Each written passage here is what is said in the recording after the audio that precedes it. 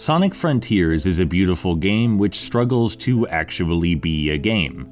It presents a heartfelt narrative which ties together themes, ideas, and characters from all across the franchise in harmonious service to both its fans and future. It holds as much reverence for the past as it does optimism for change.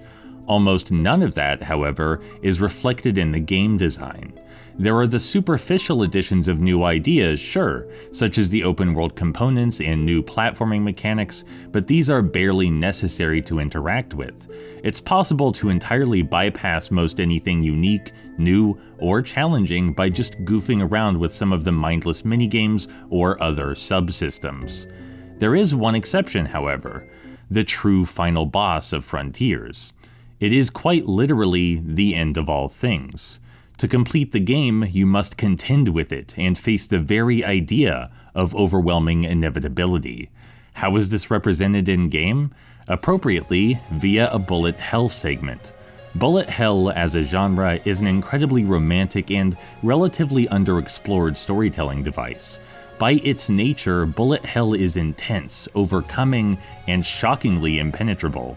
Only through persistence, resilience, and dogged determination can one conquer such an unfathomably vicious sea of projectiles. In other words, bullet hell is a struggle against perceived, inevitable failure. One look at the dreadful wall of bullets streaming toward an inexperienced player will tell them, well, this is the end. And the end makes sure you know it too, by talking about the certainty of death during the entire affair. Your loss seems set in stone, as does the destruction of Sonic's reality. But it isn't. You can succeed. It may appear impossible, but through sheer insistence and dedication, you will triumph. It is do or die. You must rise to the occasion or perish. Bullet hell is the perfect genre to reflect this sentiment artistically, romantically, and mechanically.